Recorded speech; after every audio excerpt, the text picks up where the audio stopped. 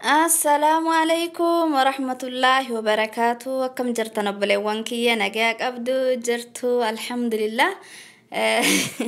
Dhiyootana viidiyoo waraabne isinirraa ture dhiifama guddaa isiniin jecha xiqqoo jinnatti baay'atee biizii ta'ee viidiyoo waraabuudhaaf yeroo hin arganne gaafiin keessanillee hedduu tokkonatti heddummaatee akka duraanii komantii jalatti illee nama tokko deebisuu ture akkasittillee isinii deebisuudhaaf natti hin mijanne hadha gaafii keessanii fi aga ta'e gaafii tokko keessaa fudhadhee gaafii keessanii fi deebisinii deebisuuf inshallah jalqaba hagan jalqabne dura hedduu tokko singalateeffachuu barbaada obboleewwan kiyya qaqqaalii jaallatamoo hedduu tokko naa galatoomaa dhugaa rabbii hojii dhiyoo kana jalqabuuf isiniin jedhee sin agarsiisa irratti hedduu tokko naa gammaddanii du'aa naa gootanii jirtanii maashaallah galatoomaa isiniin jedha dhugaa rabbii hedduu singalateeffadha.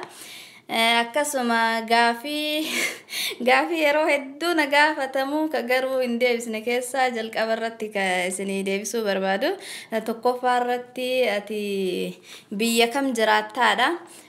Biyya hin jiraadhu biyya USA Ameerikaa keessa jiraadha. Ameerikaa keessa jiraadha jechuudha. Akkuma keessan biyya bahee biyyan baa keessa faca'ee jiraadha. Lammaffaa irratti ammallee silkii kan kee as jalanuu kaa'ii jettanii nama baay'eetu na gaafate garuu maqaa feesbuukii kiyyaa yeroo hedduu nama hedduudhaaf illee karaa jalatti kaa'eefii jira karaa miseenjeriitiin illee nama hedduutu dhufee achiin naannaasaa jira wajjin naasofnaa jirra garuu silkii kiyya lakkoofsa kiyyaa sirra yuutuub irra takkaan kenne ammallee kaa'uun barbaadu warri silkii kiyya akka isinii kaa'uu barbaaddaniif dhiifama isiniin jedha. Wanta biraatiif osoo hin taane lakkoofsa kiyya yoo nama miidiyaa kanarra kaa'ee bareedan ta'u ka gaafii qabu ka gaafatu barbaaduu fi ka gaafii hin qabnellee nasumarratti natti bilbilaa oola waan ta'eef yoo ani miidiyaarra kaa'ee naa hubattan jedhee yaada. Mana haadha manaati mana kiyya silkii kiyyarra kaa'ee dubbii seensisuun barbaadu nagaan qulqulleeffadhee jiraachisuu barbaada waan ta'eef naa hubattanii garuu namni gaafii qabdan keessaan na dubbisuu barbaadan yeroo hedduu maqaa yuutuubii kiyyaa asirra jalatti illee isin barreessee jira akka viidiyoo gadi dhiisu hundaanillee diskiripshinii jala kaa'aa jira linkii isaati Hanituub jedha kunoo Hanituub dhiifama Hanituub afaan na barate Hani Umar jedha yuutuubiin kiyyaa ka peejii sin qabaa ka messenger tina keessan na dubbisuu dandeettanillee hin qaba lamaan iyyuu Hani Umar jedha kinoo akka amma sirra isinii kaa'e kana namni keessan gaafii qabdan na dubbisuu barbaadan Hani Umar jettanii yoo karaa keessaati messengeriin dhuftanii na dubbiftanii isin dubbisuudhaaf qophiidha wanta beeku hundarraa isin gargaaruudhaaf jechaadha kan beeynillee walumarraa baranna. Gaafiin biraa ammoo wanta qibaatiiwwan engadda isinii barsiise keessatti komantii isaa na dhiifama isiniin jecha dhiyootana jechuun xiqqoo hojiillee jalqabee haadha manaatii barumsallee deemaa hojiin xiqqoolitti natti baay'ate komantii keessanillee taa'ee dubbisuudhaaf illee yeroo hin arganne garuu amma booda xiqqoo iskee jalatti godhee akka yuutuubillee yerootti godhee mana kiyyallee hojiillee akkasitti egaa wanta isin nagaafattan ka beeku hundarraa isin barsiisuudhaaf itti qophaa'an inshallah agasiif na obsaa irra naa taraa isiniin jedha tokkoffaa irratti gaafiin isin nagaafattanii sunflaaworii fi zayitii sunflaaworiin kaati jettu zayitii nyaataati moo zayitii rifeensaa ka addaatu jira jettanii nagaafattanii jirtanii sunflaaworin zayitii nyaataa sanii kamamma sunflaawor jedhu kama nyaataa suni rifeensaaf hin ta'a bareedaadha yoo argattee itti fayyadamaa isiniin jedha rifeensa low porosity akkamitti beekuu dandeenya jettee nagaafattee jirtu obboleettiin tiyya takkaasi waa'ee sanii adda addaan high porosity akkanatti beekuu dandeenya low porosity mediums jedhee barsiisee jira viidiyoo duuba deebitee ilaaluu dandeetta high porosity akkatti beekuu dandeenya jechuudha yoo asirratti siif hima jedhinatti dheerata gaafii hedduun na bira jira waan ta'eef viidiyoo kiyya keessa deebi'ii ilaalisiin jedha. Amma si castor oil erga dhiqannee dibannamoo hagan dhiqatin dura dibannee eega si teenneen dhiqannaa jetteen nagaafattee jirtu obboleettiin tiyya takkasi Castor oil ta'e qibaatiiwwan kanneen iyyuu kama fedhe iyyuu haa ta'u haga hin dhiqanne dura yoo dibattee rifeensa kan keessirratti jiftee moisturize gootee haga ta'e tokko wajjin teettee dhiqattillee rifeensa keetiif bareedaadha. Akkasuma ammas yeroo dhiqattes rifeensa kan kee akkasutti miicattee gogaa isaa teechisuu hin qabdu. Si jalaa goggogee caccaba waan ta'eef qibaatii dibatuu qabda jechuudha. Kamati itti fayyadamtu ka rifeensa kan keetiif ta'u.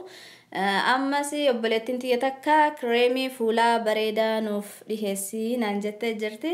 Sanis xiqqoo viidiyoon ture jira garuu eega gadi dhiise hojjedhee jira. Kireemii fuulaa bareedaa kan ta'e ka'an itti fayyadamee fi ka bareedaa jedhame hunda isaatiyyuu walitti qabee viidiyoo as dura hojjedhee jira. Of duuba deebi'ii ilaalii kireemii fuulaa bareedaa jedhee hojjedhee jira. Ammas harka saamunaadhaan nu ciccitee nu goggogee akkamitti laaffisannaa nuuf himii naan jettanii jirtanii. Inshallah viidiyoo harka akkatti laaffisannu moisturize goonu isiniif hojjedha inshallah. Yeroo takkatti itti yaadee isiniif hojjedha kasanii. Rifeensa wal caalu akkamitti wal qixxeessinaa jettee jirte obboleettiin tiyya takkasi. Rifeensa wal caalu falli jiru yoo wal qixxeessuu barbaadde murteetuma wal qixxeessuudha. Yookaan haguma fedhe yoo ati kunuunsite ka dheeraatis akkasumaan dheerataa deema ka duraan gabaabatis jalumaa guddataa deema malee wal siin qixxaa'u. Yoo ka garaas hin nyaanne ta'e nama garii rifeensa muruun xiqqootti jabaata. Rifeensa murtee wal qixxeessuudha yookaan akkasumatti kunuunfatuudha. Rifeensa wal caasu wal caalu jechuudha dhiifama. Ammas kokonaatii rifeensa hundaaf ni tahaa jettee gaafattee jirti obboleettiin tiyya takka. Kokonaatii rifeensa hundaaf hin ta'u.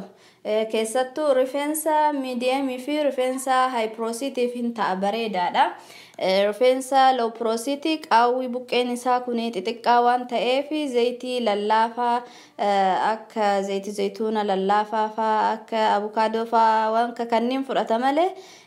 Ammas zayitii argaanii fa'aa hedduu tokko jaallata malee akka amma abukaadoo kuni hin goggogsa. Abukaadoon tokko goggogsuu qaba jechuudha. Garuu rifeensa hundaa miti loopiroosiitii illee ka ta'uufuma qaba.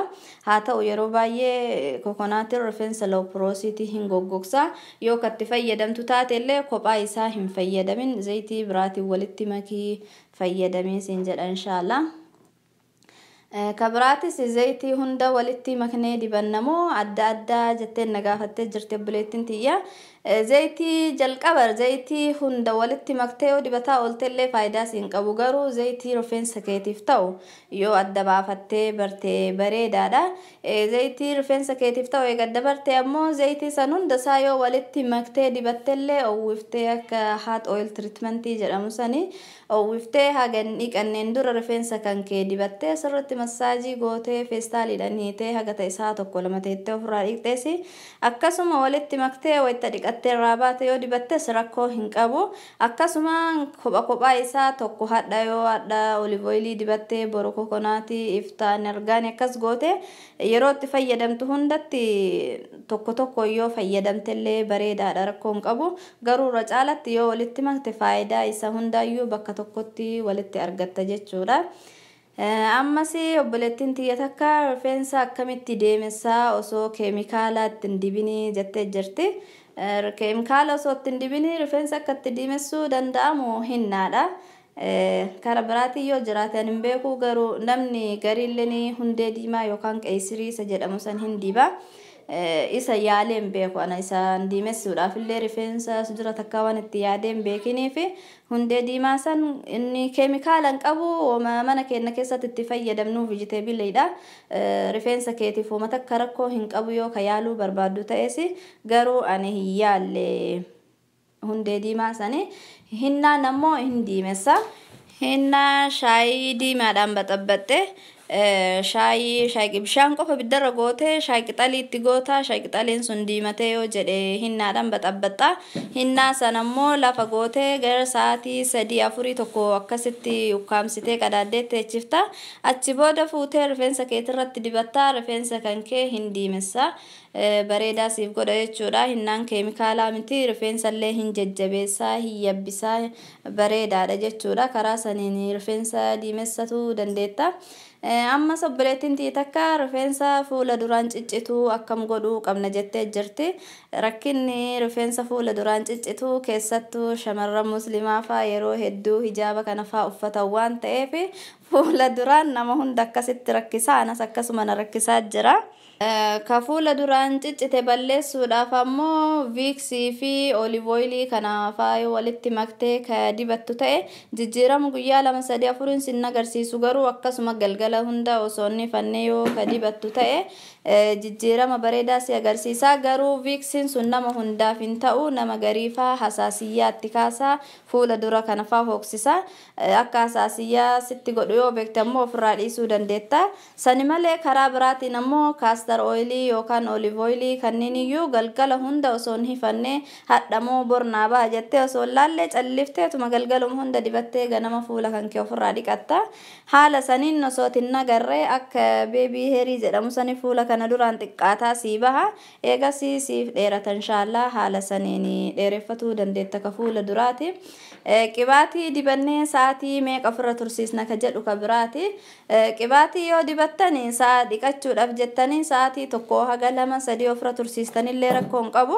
Akkasuma mallee galgala dibattanii yoo wajjin raftanii ganama ofirraa dhiqxanillee uummata akka rakkoo hin qabu qibaatiin. Ammas rifeensa haphii akkamitti yabbifna ka jedhu.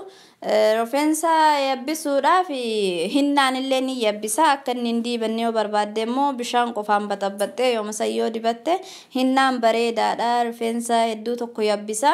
Sammalillee zanjabiila zayitii olive oilii wajjin walitti maktee bishaan isaa harguftee yoo ka dibattu ta'e rifeensa illee hedduu tokko yabbisa. Hin bareecha moisturaayizii godhee cululuisa. Haala saniin warra rifeensa yabbisuu barbaadanillee itti fayyadamuu dandeettan isiniin jedha. Isinitti illee dhiiressee dhiifama gaafii keessa warri isiniif hin deebisii yoo jiraatellee dhiifama inshaallah. Gaafii keessa nasi'achi ilaaleeti komentii jalatti yoo isinii deebisuudhaaf natti hin tolin akkanatti bakka takka walee qabee isinii deebisa inshaallah. Warri gaafii keessan isiniin deebisii yoo jiraattan dhiifama natti dheeratee adhaaf agaruma keessaa fuudhee isinii deebise. Aga viidiyoo biraatiin walitti deebinutti dhiifama wanta balleesse yoo jiraate isiniin jecha. Wanta isinii hojjedhu akka isin barsiisu yoo jiraatte yaada keessanas jalatti naa kennaadha. Anaafis naaf laaffataa wanta isin barbaadda waan beekuuf dafee isinii hojjedha waan ta'eef. Har'aaf kana fakkaata. Aga viidiyoo biraatiin walitti deebinutti assalaamu alaykum wa rahmatullaahi wa barakaatuh.